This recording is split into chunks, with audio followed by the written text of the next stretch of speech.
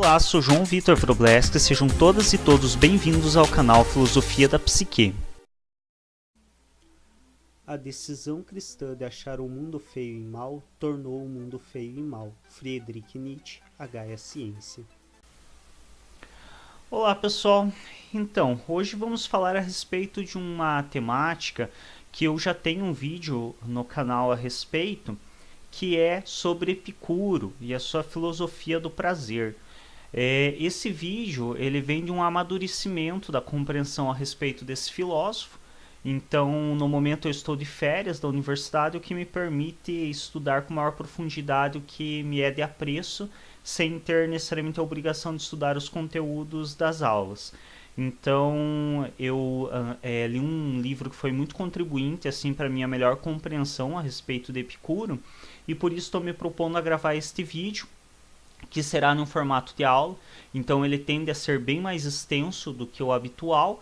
E se você deseja um vídeo mais curto, mais simplificado e resumido, eu vou deixar na descrição desse o link do outro vídeo que nós temos no canal, que é de uma maneira bem mais resumida, bem mais simples. Esse realmente ele vai ser mais extenso, mais trabalhado, e eu vou tentar explorar um pouco melhor, tanto a respeito da filosofia de Epicuro, quanto a respeito do seu contexto, da sua época e o que o levou a desenvolver essa forma de ética que ele tem como preconizado e que foi divulgado posteriormente pelos epicuristas. Bom, dado o aviso a respeito da extensão do vídeo, eu vou falar um pouco a respeito do possível motivo para eu estar tendo grande apreço em Epicuro e estar estudando ele um pouco mais a fundo. Então eu tenho visto, conforme me aprofundo na filosofia epicurista, uma certa semelhança ou proximidade com o pensamento de outros dois autores que me são de grande apreço, que é Nietzsche e Freud. Então já é aí de conhecimento de quem nos segue no canal, que eu tenho um grande apreço pela filosofia nietzschiana e que eu tendo à psicanálise freudiana. E nesse aspecto, eu estudando mais a fundo Epicuro, percebo que existe uma certa semelhança em alguns pensamentos do Epicuro e no que posteriormente vai ser desenvolvido pela filosofia nietzschiana e mais tarde um pouco pela psicanálise freudiana. Dentre essas semelhanças que eu vejo, a ideia do amor fati que o Nietzsche desenvolve nas suas obras, que é um amor pelo mundo como ele é, e uma aversão à negação da vida, ou seja, um desprezo por se negar a vida presente e real que temos aqui em função de uma possível vida pós-morte ou de um além da vida. Isso é uma coisa severamente criticada por Nietzsche, e isso é uma coisa que nós vamos encontrar também na filosofia epicurista. Então Epicuro ele tem também um certo viés que tende a defender um amor pelo mundo como ele é e um desprezo pelo sacrifício desse mundo em função de algum além, em função da religião ou em função do misticismo. Em relação ao Freud, o que eu vejo do Epicuro como semelhança é uma tendência a interpretar o prazer de um modo mais amplo, assim como Freud interpreta posteriormente a sexualidade de uma maneira muito mais ampla, abrangente. Então não aquele enfoque de sexualidade que comumente é apresentado como algo voltado apenas para o ato sexual. Do mesmo modo, o Epicuro, muito anterior, ele acaba lançando uma visão de prazer muito mais ampla, uma noção de prazer diferenciada. Bom, e continuando então, talvez eu apresente durante este vídeo algumas diferenças em relação ao vídeo anterior. Eu estou aqui com um pequeno roteiro aqui embaixo que eu fiz para tentar evitar ser muito prolixo e fugir muito do assunto, então tentar manter um foco um pouco maior para não estender o vídeo para além do necessário. Talvez vocês percebam, para quem assistiu o vídeo anterior que eu postei no canal, ou para quem assista agora antes de assistir esse ou depois de assistir esse, talvez vocês percebam algumas diferenças em informação. Pessoalmente, realmente eu não me recordo de tudo que eu disse no outro vídeo, porque já faz algum tempo que eu postei, e eu também não tenho tempo hábil para ficar assistindo meus vídeos novamente. São mais de 500 vídeos que nós temos disponíveis no canal, então eu realmente não recordo de tudo que eu falo neles. Mas caso vocês notem alguma diferença de ideia, alguma contradição de informação, considerem este vídeo como mais válido do que o anterior, já que obviamente o anterior faz mais de um ano que eu postei, então durante esse percurso eu tive um aprofundamento no estudo e tive uma releitura e uma reinterpretação que talvez acabe gerando algumas diferenças de informações. Então sempre considerem como os vídeos mais atuais sendo mais válidas as informações apresentadas, só mesmo a título de esclarecimento. Eu creio ser necessário, para nós começarmos de fato o entendimento da filosofia epicurista, começarmos tentando definir o que é ética. Porque, de certo modo, a filosofia antiga voltada para o ser humano, ela tem muito essa proximidade com o pensamento ético, ela tem muito essa questão do estabelecimento de uma ética para a vida. E aí, o que é ética? Eu gosto de uma definição meio satírica que o professor Clóvis de Barros, que é um grande nome da ética no Brasil atualmente, ele faz uma definição que eu considero algo muito interessante, que ele diz que a ética é algo que muitos falam e poucos sabem o que é. E realmente a gente vê com uma certa constância as pessoas falando em ética, mas na hora que você pede para te dar um conceito do que é ética, poucas pessoas têm a habilidade de fazer isso.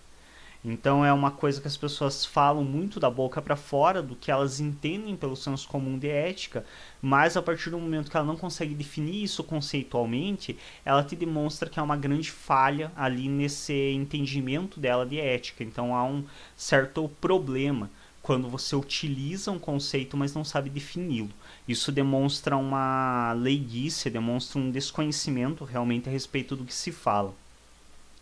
Então eu vou começar por dar uma definição de ética que é muito minha, assim, que eu consigo entender atualmente como a ética no contexto contemporâneo. Primeiro seria interessante também mencionar que só é possível falar de ética a partir de um lugar. Então não existe uma ética universal. E talvez daí também a dificuldade de se definir a ética, porque não existe uma noção de ética válida para todos. Então a ética, quando você fala em ética, ou você fala a partir de um autor, como é na filosofia, ou você fala da ética a partir de uma localização, no sentido localização intelectual e não física. Por exemplo, quando você menciona a ética do médico, ou a ética da psicologia, ou a ética de qualquer outra área. Então você está falando de ética a partir de uma área. Isso por não existir esse conceito universal de ética. Então só é possível falar da ética a partir ou de um autor ou de uma profissão, de alguma área que se utilize de valores éticos. E dentro dessas áreas que se utilizam em valores éticos, eu entendo no contemporâneo a ética como um conjunto de pressupostos que norteiam o pensamento e a ação do sujeito em favorecimento de si e da sociedade na qual ele está inserido. E o que isso quer dizer? Quando nós vamos, por exemplo, para o Código de Ética Profissional do Psicólogo, nós temos um conjunto de pressupostos do que é esperado que um psicólogo pense ou reflita a respeito e o que é esperado que ele utilize na sua ação profissional. Dentro disso, nós entendemos que esses pressupostos estabelecidos que norteiam esse pensamento e essa ação do profissional da psicologia, eles tanto favorecem a própria ação profissional do sujeito, quanto eles favorecem que os seus semelhantes, ou seja, os outros profissionais da psicologia, também tenham favorecido a sua ação profissional.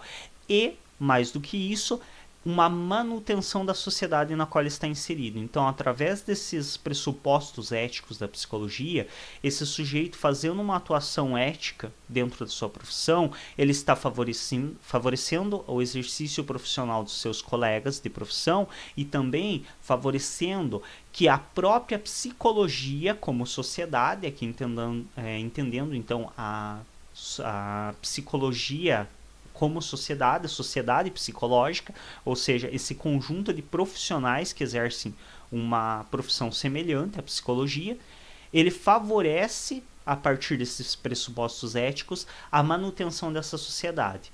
Favorece que a psicologia não seja desmerecida, então que não haja uma má interpretação da atuação do psicólogo, favorece que não haja ações que denigram a imagem da psicologia como profissão. Então, tudo isso visando uma manutenção da sociedade. Nesse caso, a sociedade entendida como a sociedade da profissão psicologia. O mesmo vale aí para o Código de Ética da Medicina e para os demais códigos de éticas. Então, são códigos que têm pressupostos do que é esperado por parte desses profissionais que farão o exercício dessa profissão, visando tanto a manutenção de um bom exercício próprio da profissão, quanto a possibilidade que os seus semelhantes, os outros profissionais da área, consigam também fazer um exercício pleno da sua profissão, e também a manutenção dessa sociedade que configura essa profissão.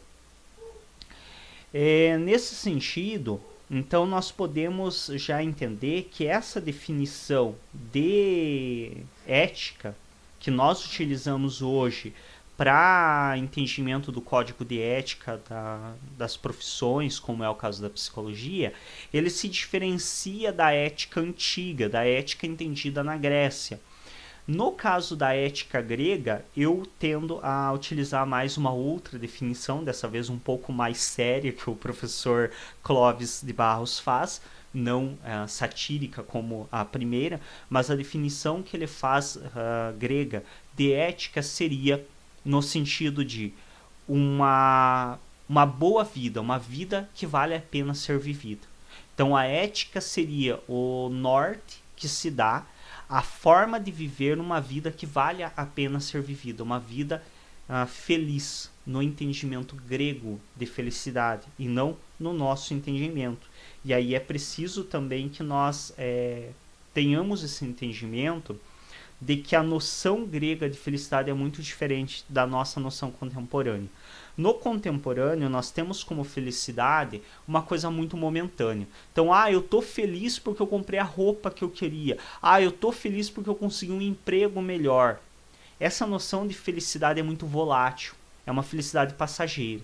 É uma felicidade que, assim que eu me acostume com o novo emprego, eu já não vou senti-la mais. É uma felicidade que, assim que eu me acostume com a roupa nova que eu comprei, igualmente eu não vou sentir mais essa felicidade. Então é uma felicidade muito momentânea, muito volátil. Diferente do entendimento grego de felicidade, que é uma felicidade muito mais a longo prazo. Então é uma vida feliz e não um momento feliz. É uma vida como um todo, uma vida de felicidade. Uma vida na qual eu me realizo. Uma vida a qual vale a pena ser vivida, retomando a forma sempre que o professor Clóvis se utiliza para referenciar a ética antiga. Nesse sentido, a felicidade para o antigo grego é você ter a certeza de que você está vivendo uma vida em função de algo e uma vida que vale a pena ser vivida. Então a felicidade ela vem da vida como um todo e não de um momento na vida. Por exemplo, para Platão, a felicidade, ou seja, a vida que valia a pena ser vivida, seria uma vida em função da contemplação, em função da própria filosofia, em função da aquisição da sabedoria, do conhecimento. Isso para Platão. Para Aristóteles, nós vamos ver que, por exemplo, ele tem uma noção de uma vida que vale a pena ser vivida, de uma noção de felicidade, a partir do momento em que o sujeito se encontra na sua colocação no universo. Então, a partir do momento que esse sujeito ele entende o que o universo predestinou ele a ser, e a partir do momento que ele ocupa essa função no universo, ele tende a ser feliz, ele tende a viver de uma maneira ética e a viver uma vida que vale a pena ser vivida. Então, quando falamos em felicidade na Grécia Antiga, estamos falando de um contexto total de vida e não de um pequeno momento dela, não de um pequeno ato que eu realizo no meu dia ou de uma pequena vivência que eu tenho, mas sim da vida como um todo. Para uma vida valer a pena, eu preciso viver uma vida de felicidade e não apenas momentos felizes. Para discutir um pouco a respeito do Epicuro, nós vamos utilizar hoje uma primeira parte do livro Epicuro, as Luzes da Ética, que é da autoria do professor Quartim de Moraes. Então eu não vou usar o livro como um todo, mas boa parte do que eu vou estar trazendo aqui é embasado nesse livro dele, um livro que me foi de grande apreço ler. Eu não seguirei a ordem específica que ele apresenta Epicuro no livro, porque para mim existe uma ordem que, no meu entender, é mais coerente do que a que ele apresenta. Então ele primeiro apresenta um resumo da ideia de Epicuro para depois apresentar o contexto.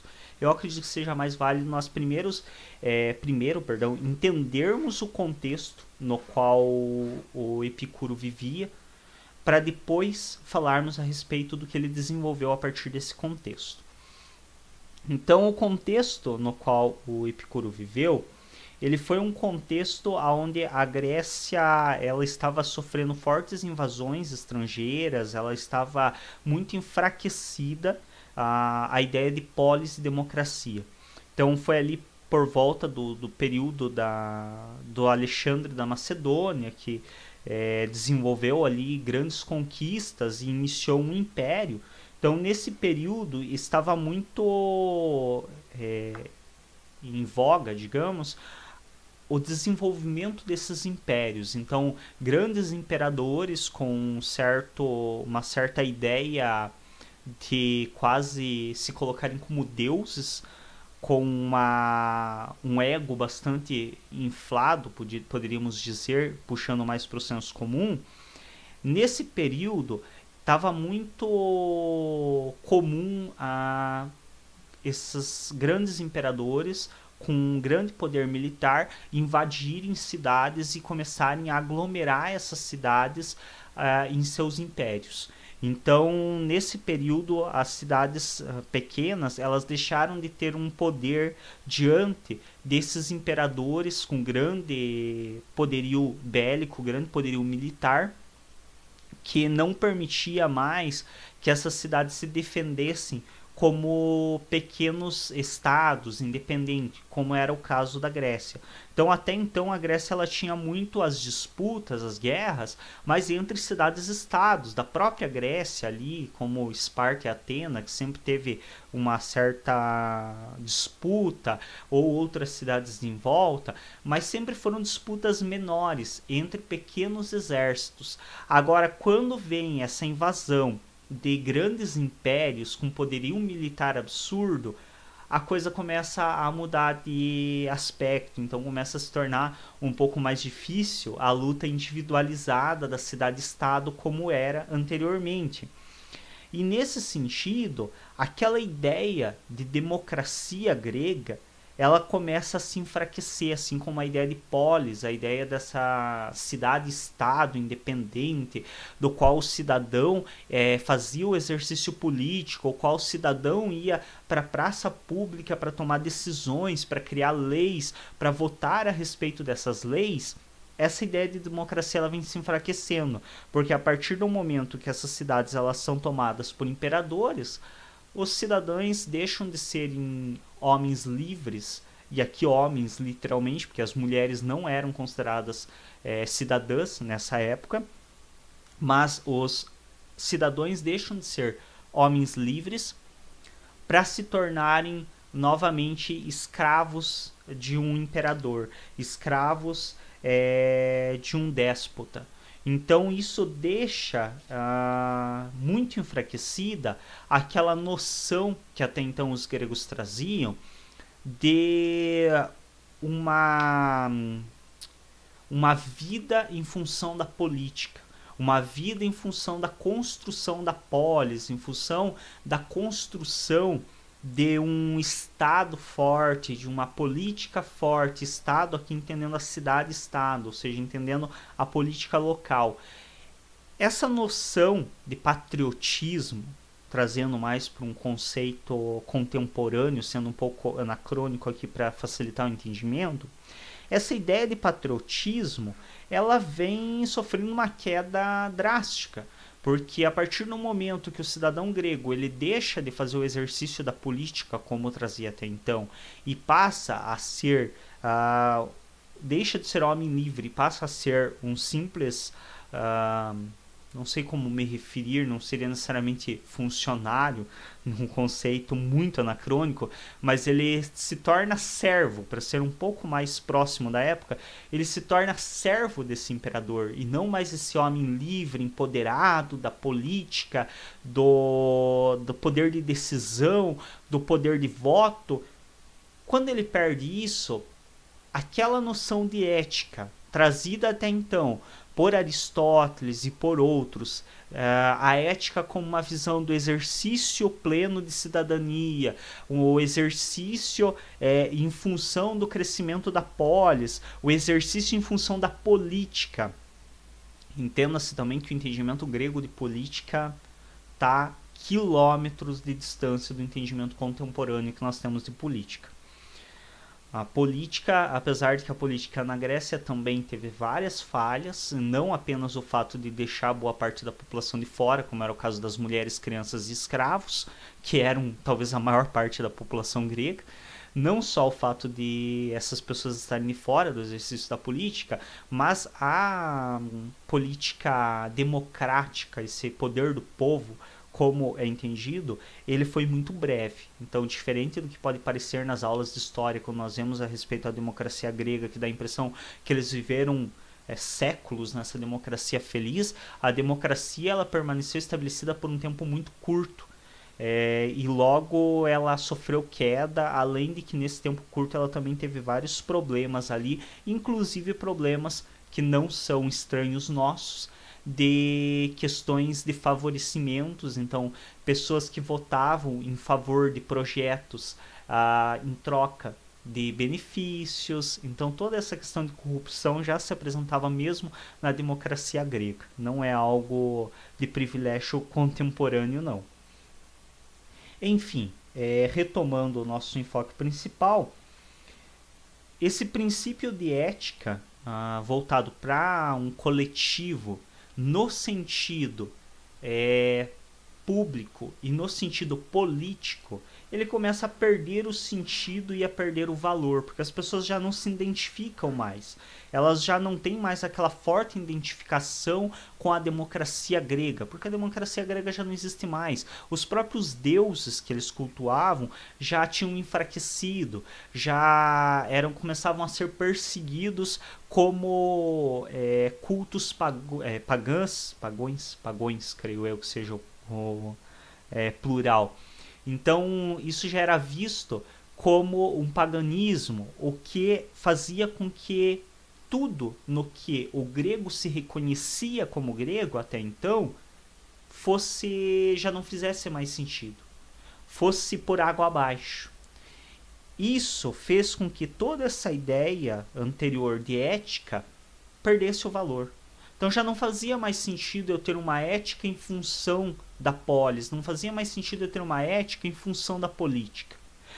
E aí abre brecha para o princípio de uma ética mais voltada ao sujeito e ao seu convívio em pequenos grupos, que é o que então Epicuro preconiza. Então Epicuro ele tem uma ética que é muito mais voltada para o sujeito, voltada para a sua vida de maneira mais plena e mais liberta.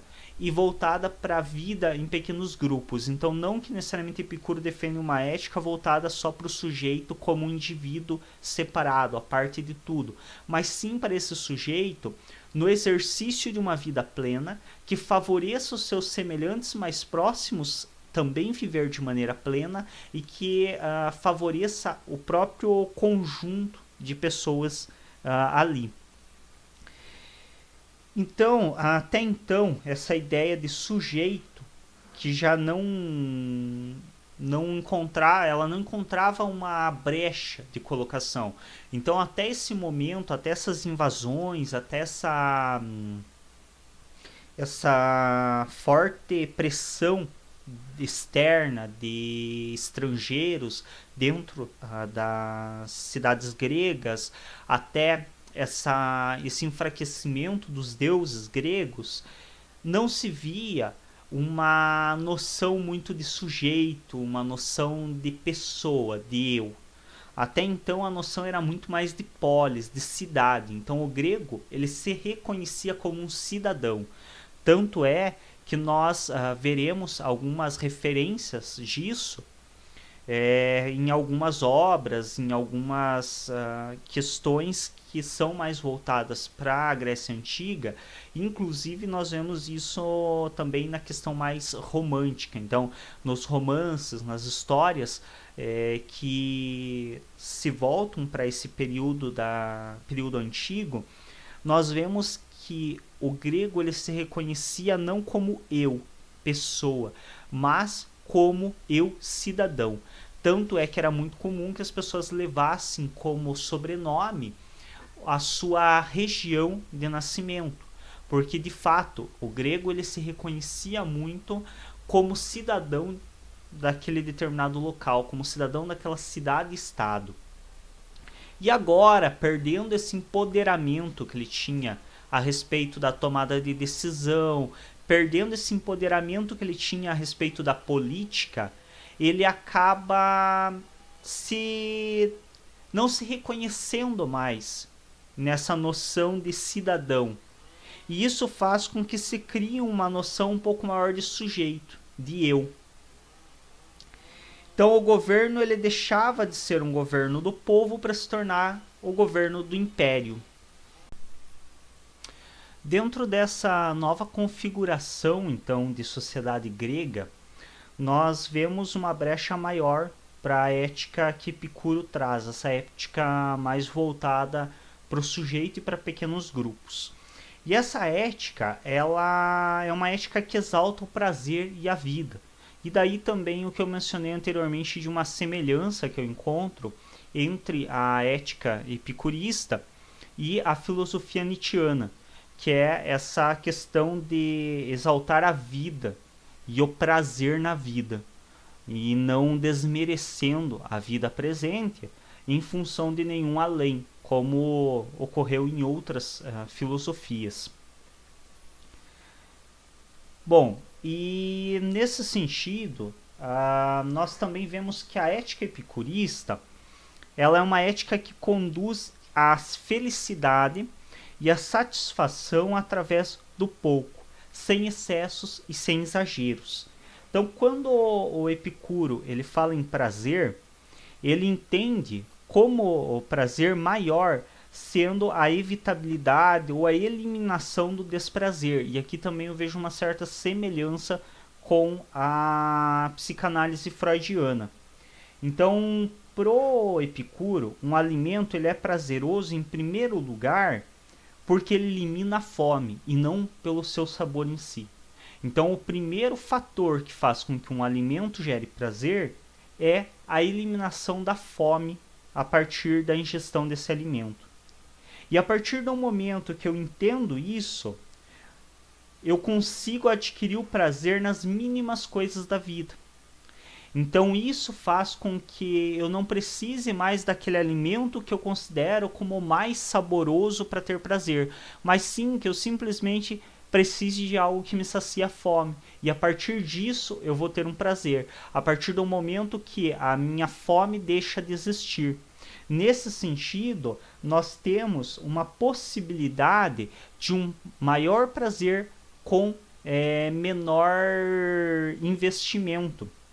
E nesse sentido também que eu mencionei, que a felicidade para o grego é uma felicidade no sentido de uma vida feliz e não de momentos felizes, e como para Epicuro a felicidade ela está diretamente ligada ao prazer, nós entendemos que também na sua filosofia se faz necessário uma vida de prazeres e não apenas momentos prazerosos. Então seria necessário, nesse entendimento, que o prazer ele se torne algo constante, algo diário. Por isso que o Epicuro defende a busca do prazer nas pequenas coisas do cotidiano, porque a partir do momento que eu me satisfaço no fato de eu estar vivo, a partir do momento que eu me satisfaço no fato de um alimento saciar a minha fome, eu vou conseguir satisfação diariamente, porque diariamente eu estarei vivo até que morra, diariamente eu vou ter que me alimentar, ou seja, eu obterei prazer diário, assim vivendo uma vida de felicidade. Uma outra questão que é interessante da ética do Epicuro é que ele fala a respeito da nossa posição diante do prazer. Então tem um trecho aqui que eu selecionei do livro, onde o autor menciona o seguinte: a intensidade suprema dos prazeres é a máxima redução de todas as dores. O mais delicado alimento de nada nos serviria se não matasse nossa fome. Então é o que eu mencionei agora a respeito de que o fato de eu buscar o prazer nas pequenas coisas do meu cotidiano fazem com que eu tenha uma possibilidade de prazer muito maior e também uma extensão desse prazer por um longo tempo. O prazer e dor resultam da relação de nossos corpos, entenda-se que incluso a alma, com os objetos que o afetam. Epicuro nos ensina a bem gerir esta relação. Então a ideia de Epicuro, nós percebemos aqui, não é uma ideia necessariamente de uma vida em busca de prazeres, mas sim buscar prazer na vida. Então, dá para perceber que essa busca de prazer que ele preconiza está mais na forma como vemos e sentimos o mundo, do que em uma tentativa de mudar o mundo em si. Então, não é que eu vou mudar o meu contexto, eu vou mudar o meu dia a dia para que ele me gere prazer, mas sim eu vou mudar a forma como eu vejo e entendo o meu dia a dia, para que o meu entendimento a respeito dele seja um entendimento prazeroso, seja um entendimento de prazer. Eu dou uma resumida nisso numa frase que eu montei, que seria o seguinte: eu farei com que a minha vida seja prazerosa, mais do que eu viver uma vida de prazeres. Então, mais do que eu viver uma vida de prazeres, eu fazer com que a vida que eu vivo seja prazerosa.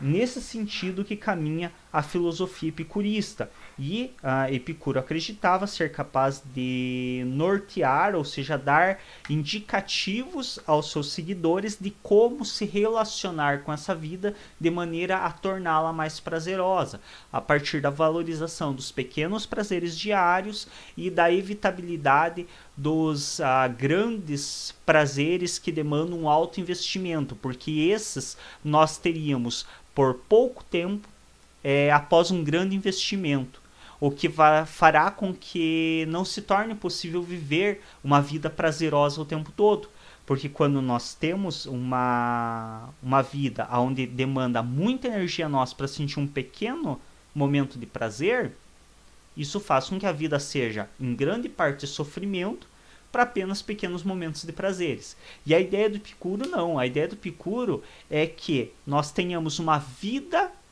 como um todo prazerosa, e que nós saibamos apreciar tudo que há nessa vida, que nós sintamos o prazer nas pequenas coisas diárias, pois essas estarão no nosso dia a dia, automaticamente estarão gerando o nosso prazer diariamente. E aí vamos entender um pouco então, filosofia para quem? Então, para quem que Epicuro monta essa filosofia e quem ele permite acessar a sua filosofia? Então, a filosofia do Epicuro, e aqui é mais uma característica que para mim se assemelha às ideias freudianas e ao que Freud faz com a psicanálise, que o Epicuro ele preconiza uma filosofia para todos, sem restrições, sem elitizações.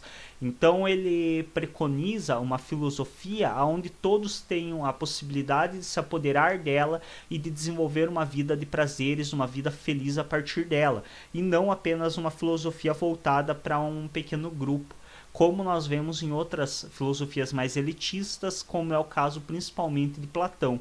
Platão tem uma filosofia extremamente elitista, que é uma filosofia voltada, e estranho sendo ele aluno de Sócrates, que era alguém muito mais próximo nesse sentido de uma filosofia voltada para o povo em geral. Mas para Platão a filosofia já é bem mais elitista, e são poucos que realmente terão condição de acessar e aproveitar a filosofia no seu potencial. Já para Epicuro não, a filosofia ela é de acesso de todos, ela é de acesso de quem tem interesse.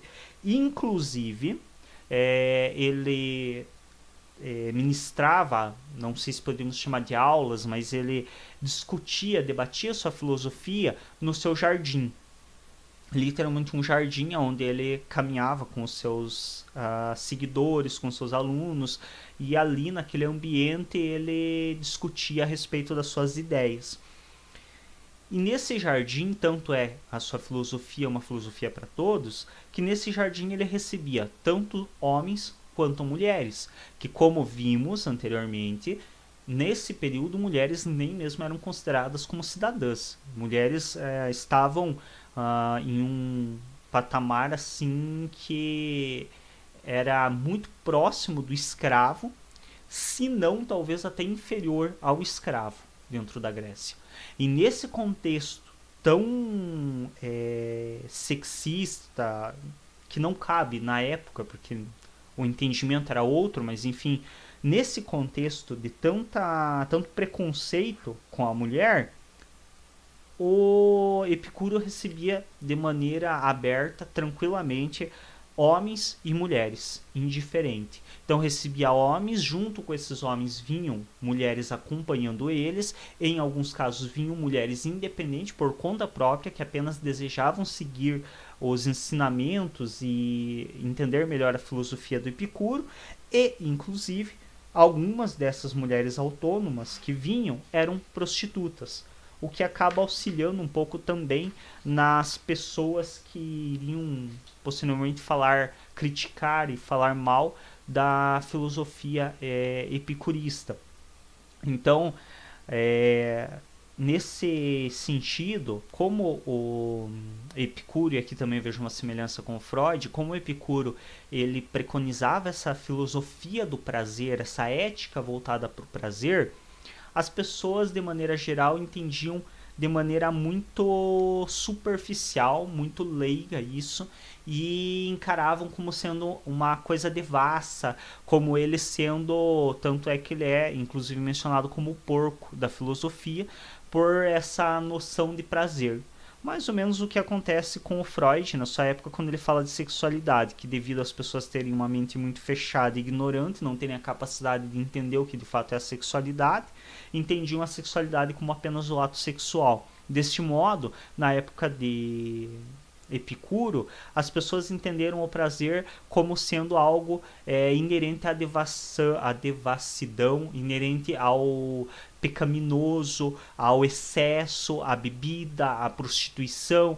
Por quê? Porque possivelmente as pessoas que o julgavam desse modo não viam outra maneira de sentir prazer. Então eram pessoas que só tinham como possibilidade de prazer a devassidão, a bebedeira, a prostituição. Não tinham outras possibilidades de prazer. Não conseguiam sentir prazer nas coisas diárias, não conseguiam sentir prazer na alimentação, não conseguiam sentir prazer no fato de estarem vivos e no fato de poderem presenciar um dia nascendo e o sol se pondo. Então, para essas pessoas era muito lógico que quando Epicuro falasse em prazer, elas só conseguiriam imaginar tudo que era promíscuo.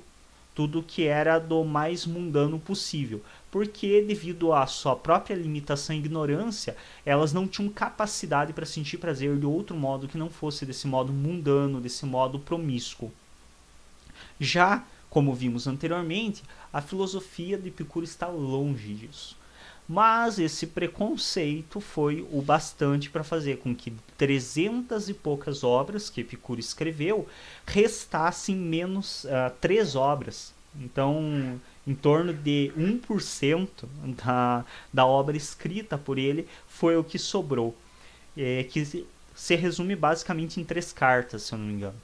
E a maior parte do que nós temos de conhecimento a respeito da filosofia epicurista que é difundida, foi difundida pelos seus alunos, pelos seus discípulos, pelos seus seguidores, já que as suas obras de próprio punho foram quase todas praticamente destruídas.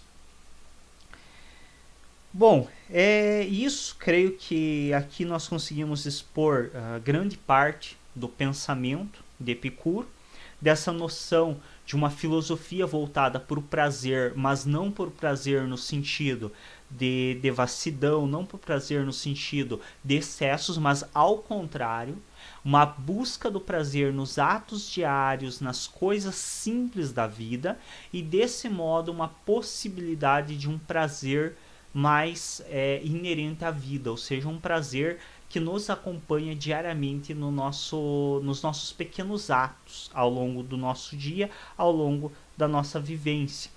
E uma filosofia muito mais voltada para a vida e para o mundo como ele é, para a vida presente, e muito mais distante de ideias de além-mundo ou de outras vidas. Inclusive, uma das coisas que nós vemos na obra de Epicuro, ou ao menos na interpretação das obras dele, é que se de fato existem deuses, eles estão mais incomodados em viver as suas próprias vidas, segundo ele, do que em se preocupar com o que nós fazemos na Terra. Então a nossa vida deve ser muito mais em função de nós do que de interpretação de castigos divinos ou de privilégios recebidos pelos deuses.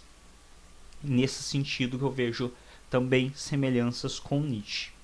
É isso então um pouco a respeito aí desse filósofo que tem se tornado de maior apreço meu, possivelmente por essas características de pensamento que me agradam muito. Espero que quem acompanhou este vídeo tenha feito bom proveito do material. Eu vou deixar na descrição do vídeo a referência do livro que eu mencionei, que para caso também alguém queira ler o próprio livro e aproveitar mais, há muito mais conteúdo dentro desse livro do que eu explorei aqui. Talvez futuramente eu explore mais esse conteúdo em outros vídeos, quem sabe. E é isso, obrigado pela atenção. Se você não é inscrito ou inscrito no nosso canal, se inscreve, clica em gostei nos nossos vídeos para nos ajudar a destacar, e até um próximo vídeo.